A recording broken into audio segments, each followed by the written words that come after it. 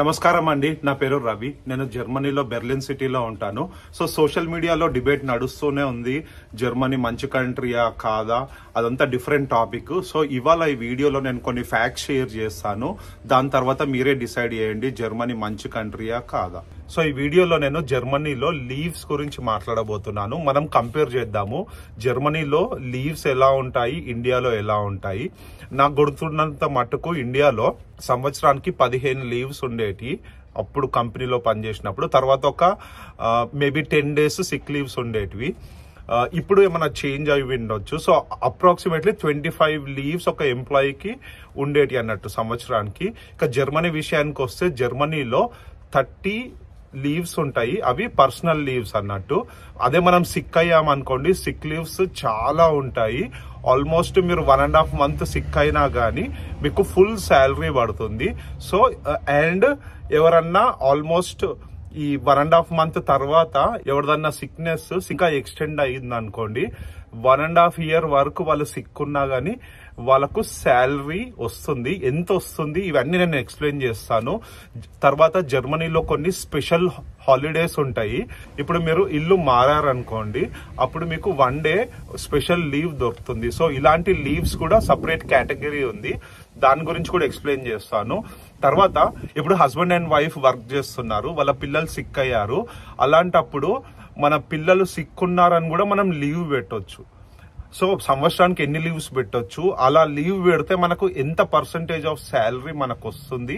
So ఇవన్నీ explain చేస్తాను detail గా, స్టెప్ బై స్టెప్ వెళ్దాం. సో ఇప్పుడు మీకు ఒక ఎగ్జాంపుల్ చెప్తాను. మీరు మార్నింగ్ లేచారు, మీకు కొంచెం సిక్ అనిపించింది. సో అప్పుడు మీరు ఏం చేయాలంటే మీ ఫ్యామిలీ డాక్టర్ దగ్గరికి వెళ్ళాలి.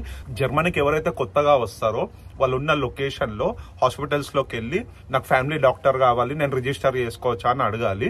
వాళ్ళు వేకెన్సీస్ ఉంటే యాక్సెప్ట్ చేస్తారు. సో మీరు ఎప్పుడు సిక్ అయినా కానీ ఫస్ట్ మీరు పోవాల్సింది ఫ్యామిలీ డాక్టర్ దగ్గరికి.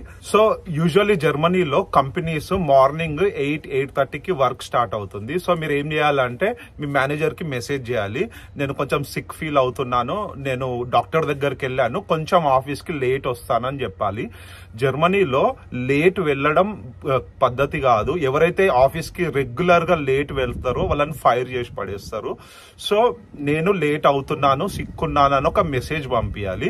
తర్వాత మీరు హాస్పిటల్ వెళ్తారు కదా, సో డాక్టర్ మనం టెస్ట్ చేసి మీరు సిక్ ఉన్నారని ఒకవేళ కన్ఫర్మ్ చేశాడు అనుకోండి, అప్పుడు డాక్టర్ మనకి 2 పేపర్స్ ఇస్తాడు. ఒకటేమో మన పర్సనల్ యూస్ కోసము, దాంట్లో ఉంటది మనకి ఏమైంది, ఫీవర్ వచ్చిందా అని.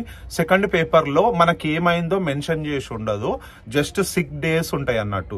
సో ఇప్పుడు డాక్టర్ రాశాడు అనుకోండి, ఆ స్లిప్ లో రవి నెక్స్ట్ 5 days సిక్ అని రాస్తాడు అన్నట్టు. సో అది మన హెచ్ఆర్ కి మనము సబ్మిట్ చేయాలన్నట్టు.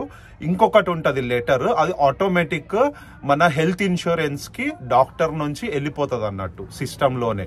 సో మనకు 2 పేపర్స్ ఇస్తారు కదా, ఆ హెచ్ఆర్ ది యూజువల్లీ ఏం చేస్తాను నేనంటే ఫోటో తీసి అది మా హెచ్ఆర్ కి ఈమెయిల్లో అటాచ్ చేసి పంపిస్తాను.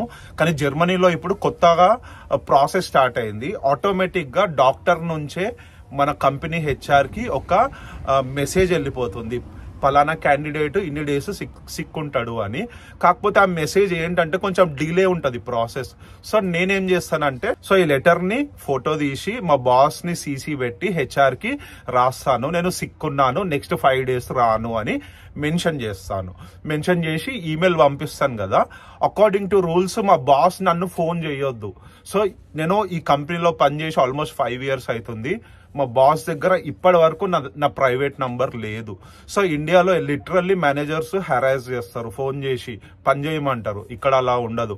మీకు సింపుల్ కోల్డ్ అయ్యింది అనుకోండి, ఈజీగా మీకు 1 week సిక్ లీవ్ దొరుకుతుంది. ఎందుకంటే నీకు కోల్డ్ అయ్యి నువ్వు ఆఫీస్ వెళ్ళినావు అనుకో 10 మందికి అంటిస్తాము.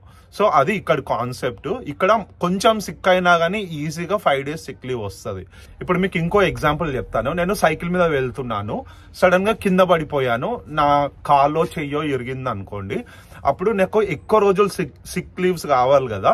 సో డాక్టర్ ఏం చేస్తాడంటే మెన్షన్ చేస్తాడు, రవి ఇన్ని డేస్ సిక్ అని. అప్పుడు ఏమైతుంది అంటే 1.5 month నాకు ఫుల్ శాలరీ మా కంపెనీ నాకు పే చేస్తుంది. సో 1.5 month కన్నా ఎక్కువ రోజులు నేను సిక్ ఉన్నాను అనుకోండి, ఆ తర్వాత నుంచి పీరియడ్ లో మన హెల్త్ ఇన్సూరెన్స్ మనకి శాలరీ పే చేస్తుంది. 70% ఆఫ్ గ్రాస్ శాలరీ మనకు పే చేస్తుంది. ఎన్ని రోజులు? ఆల్మోస్ట్ 1.5 years వరకు పే చేస్తుంది. ఆ తర్వాత అన్ఎంప్లాయ్మెంట్ ఇన్సూరెన్స్ అని ఉంటుంది, వాళ్ళు పే చేస్తారు. సో మీకు డౌట్ రావచ్చు, హెల్త్ ఇన్సూరెన్స్ పే చేయడం ఏంటి, అన్ఎంప్లాయ్మెంట్ ఇన్సూరెన్స్ ఏంటి? ఇవన్నీ మన ఇండియన్స్ కి కొంచెం కన్ఫ్యూజింగ్ ఉంటది. ఎక్స్ప్లెయిన్ చేస్తాను క్లియర్ గా. జర్మనీలో ఎవరైతే వర్క్ చేస్తారో ప్రతి ఒక్కళ్ళకి ఇన్సూరెన్స్ ఉండాలి. సో మన పే స్లిప్ ఓపెన్ చేసి చూస్తే దాంట్లో హెల్త్ ఇన్సూరెన్స్ మన శాలరీలో 7.3% కట్ అవుతుంది.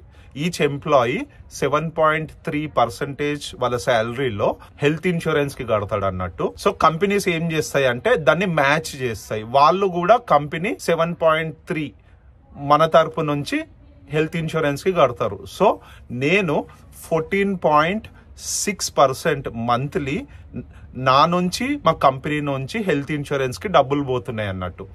ఇది health insurance. Second one unemployment insurance. ఇది డిఫరెంట్ టాపిక్, ఇండియాలో ఇది లేదు. ఇది ఏంటంటే ఎవ్రీ మంత్ నా శాలరీలో 1.3% అన్ఎంప్లాయ్మెంట్ ఇన్సూరెన్స్ కి డిడక్ట్ అవుతుంది. ఇది అందరికి డిడక్ట్ అవుతుంది. అండ్ మా కంపెనీ కూడా 1.3% కాంట్రిబ్యూట్ చేస్తుంది. So every month 2.6% unemployment insurance నాది, మా కంపెనీది కాంట్రిబ్యూషన్ అన్ఎంప్లాయ్మెంట్ ఇన్సూరెన్స్ పోతుంది. దీని అర్థం ఏంటంటే, ఫర్ ఎగ్జాంపుల్ నాది జాబ్ పోయింది, సో నాకు బతకడానికి పైసలు కావాలి కదా. అప్పుడు ఏమైతుందంటే ఈ అన్ఎంప్లాయ్మెంట్ ఇన్సూరెన్స్ నాకు నెలకి 67% ఆఫ్ నెట్ శాలరీ నాకు జాబ్ వచ్చే అంత వరకు పే చేస్తుంది. అదే మీరు సింగిల్ అనుకోండి, 60% ఆఫ్ నెట్ శాలరీ మీకు జాబ్ వచ్చే వరకు పే చేస్తుంది. అందుకే తొందరగా ఎవరైతే జర్మనీ వస్తారో వాళ్ళు పిఆర్ గానీ సిటిజన్షిప్ గానీ తీసుకున్నారనుకో ఇలాంటి బెనిఫిట్స్ వస్తాయి అన్నట్టు. పిఆర్ లేదనుకోండి ఇక ప్రెషర్ ఉంటది, ఇంకో 3 months 6 months లో జాబ్ రాకపోతే వెళ్ళిపోమంటారు. అదే పిఆర్ లాంటివి ఉన్నాయి అనుకోండి, మీకు జాబ్ వచ్చేంత వరకు ఈ అన్ఎంప్లాయ్మెంట్ ఇన్సూరెన్స్ వాళ్ళు మీకు సపోర్ట్ చేస్తుంటారు జాబ్ రావడానికి. సో మీరు బతకడానికి ఎవ్రీ మంత్ మీ దగ్గర డబ్బులు ఉంటాయి అన్నట్టు. సో ఇవి 2 types ఆఫ్ ఇన్సూరెన్స్. ఒక మనిషి 1.5 year సిక్ అయ్యాక తర్వాత కూడా పని చేయలేకపోయాడు అనుకోండి, అప్పుడు అన్ఎంప్లాయ్మెంట్ ఇన్సూరెన్స్ వాళ్ళు వచ్చి వాళ్ళు మనకు డబ్బులు ఇస్తారు. అది డిఫరెంట్ క్యాలిక్యులేషన్స్ ఉంటాయి. మనకి ఎలాంటి సిక్నెస్ ఉంది, లైఫ్ థ్రెటనింగ్ సిక్నెస్ ఉందా, మామూలు సిక్నెస్ ఉందా. ఒక ఎగ్జాంపుల్ చెప్తాను. నాకు ఒక అతను తెలుసు, ఆయనకు క్యాన్సర్ వచ్చింది యంగ్ ఏజ్ లోనే. తర్వాత ఆయన క్యాన్సర్ తో ఫైట్ చేశాడు, ఇప్పుడు నార్మల్ అయిపోయాడు. తను వర్క్ చెయ్య అని చెప్పాడు. అప్పుడు ఈ గవర్నమెంట్ ఏం చేసిందంటే ఆయన శాలరీలో ఒక పర్సెంటేజ్ నీకు ఎవ్రీ మంత్ నువ్వు బతికినన్ని రోజులు ఇస్తామని డిసైడ్ చేసింది. ఆయన కూడా యాక్సెప్ట్ చేసిండు. సో ఆయన ఎవ్రీ మంత్ పని చేయడు, ఆయనకు డబ్బులు వస్తాయి ఆయన బతికినన్ని రోజులు. సో ఇలాంటివి ఉంటాయి అన్నట్టు. యూరోపియన్ కంట్రీస్ లో ఎలా అంటే సిటిజన్స్ ని బాగా చూసుకుంటుంది గవర్నమెంట్. ఈ విషయంలో జర్మనీని మించిన కంట్రీ అయితే లేదు. Excellent country. ఇప్పుడు హస్బెండ్ అండ్ వైఫ్ ఇద్దరు జాబ్ చేస్తున్నారు అనుకోండి, వాళ్ళకి 2 పిల్లలు ఉన్నారు. ఒక పిల్లలు సిక్ అయ్యారు అనుకోండి, అప్పుడు యాజ్ ఎ పేరెంట్ అయితే హస్బెండ్ గానీ వైఫ్ గానీ సిక్ లీవ్ పెట్టొచ్చు. అప్పుడు వాళ్ళు ఏం మెన్షన్ చేయాలంటే నా సన్ సిక్ అయ్యాడు, డాక్టర్ సిక్ లీవ్ ఇచ్చాడు అని మన హెచ్ఆర్ కి పంపించాలి.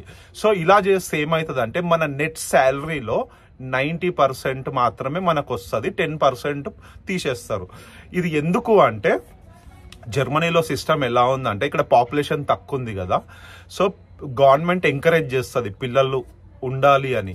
సో 2 పేరెంట్స్ లో ఒక్క పేరెంట్ సంవత్సరానికి 15 రోజులు చైల్డ్ సిక్ లీవ్ పెట్టొచ్చు. ఓకే, హస్బెండ్ 15 days పెట్టొచ్చు, వైఫ్ 15 days పెట్టొచ్చు. అదే సింగిల్ పేరెంట్ అనుకోండి సంవత్సరానికి 30 రోజులు చైల్డ్ సిక్ లీవ్ పెట్టొచ్చు. 90% ఆఫ్ ద నెట్ శాలరీ వస్తుంది వాళ్ళకి. అండ్ ఇంకో క్రైటీరియా కూడా ఉంది, ఎవరికైతే మల్టిపుల్ కిడ్స్ ఉంటారో అప్పుడు సిక్ లీవ్స్ ఒక అప్పర్ లిమిట్ ఉంది అన్నట్టు. లైక్ సింగిల్ పేరెంట్ అనుకోండి maximum 70 days per year child sick leave పెట్టొచ్చు. అదే హస్బెండ్ అండ్ వైఫ్ ఇద్దరు జాబ్ చేస్తున్నారు అనుకోండి maximum sick leaves 35 days per year పెట్టొచ్చు. సో ఇప్పటి వరకు సిక్ లీవ్స్ గురించి మాట్లాడాము డిఫరెంట్. ఇప్పుడు స్పెషల్ లీవ్స్ గురించి మాట్లాడదాము. జర్మనీలో స్పెషల్ లీవ్స్ అన్న కాన్సెప్ట్ ఉందని చాలా మందికి తెలియదు. Most of the big companies లో ఈ స్పెషల్ లీవ్స్ ఉంటాయి. సో ఆ స్పెషల్ లీవ్స్ ఏంటో ఇప్పుడు చూడండి. సో ఇప్పుడు లీవ్స్ లో చూడండి, ఎవరిదైనా పెళ్ళి అయితే 2 days స్పెషల్ లీవ్స్ తీసుకోవచ్చు. నంబర్ 2, నంబర్ 3, నంబర్ 4 ఎవరికన్నా పిల్లలు పుడితే కానీ, కూతురు ఆర్ కొడుకు పెళ్ళున్నా, లేదంటే మనది 25th మ్యారేజ్ యానివర్సరీ ఉంటే 1 day special sick leave apply చేయొచ్చు.